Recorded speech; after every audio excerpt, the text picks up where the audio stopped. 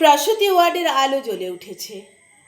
সেখানে প্রসব যন্ত্রণায় কাতরাচ্ছে ভারতবর্ষ। লাইট, ক্যামেরা, অ্যাকশন শব্দে চমকে দেখে একদল সাংবাদিক ঘিরে ধরেছে তাকে। চারদিক থেকে ধেয়ে আসছে প্রশ্ন। মা হওয়ার আগের মুহূর্তে আপনার অনুভূতি কিরকম হচ্ছে? আপনি কেমন সন্তান প্রসব করতে চান? ভারতবর্ষ মুখ তুলে তাকাতেই তারা বলতে থাকে, তাকিয়ে দেখুন স্কুলের দিকে, রাশি রাশি ছেলে মেয়ে ছুটে চলেছে। ওদের গায়ে পড়ার গন্ধ নেই, বুকে শিক্ষা নেই। ওরা ছুটে চলেছে এক মুঠো মিড ডে মিল খেতে খেতে, এক প্লেট বিরিয়ানির স্বপ্ন দেখতে। ওদের সবার নাম অনিশ্চিত।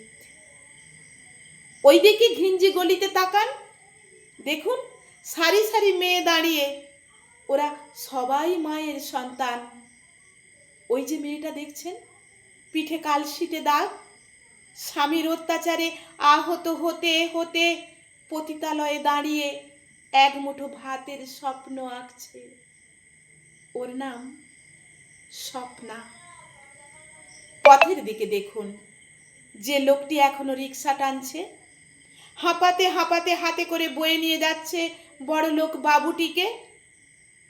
দুটো টাকার বিনিময়ে ও একটু আরাম খুঁজছে। ওর নাম সন্ধান। ও প্রতিদিন ছুটে চলে এক প্রান্ত থেকে অপর প্রান্তে। এবার আপনার চারপাশে দেখুন। একটু আগের খবর, সরকারি হাসপাতালে ভর্তি হয়েছেন গর্ভবতী এক রাস্তার পাগলি। অবাধ স্বাধীনতায় সে মা হতে চলেছে।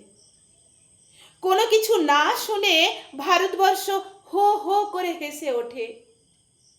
কেমন একটা অগোছালো এলোমেলো হাসি। এই সময়ে এইভাবে হাসা যায়? বিস্ময়ে হতবাক হয়ে সাংবাদিকরা বলেন, আপনি কি সেই? বলুন, আপনি কি সেই?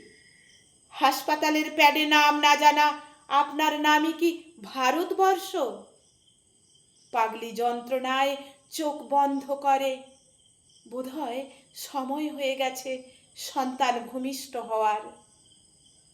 সাংবাদিক কলম তুলে লিখলেন, ভারতবর্ষের বুকে আসতে চলেছে আরও এক অনিশ্চিত আগামীর স্বপ্ন সন্ধানী।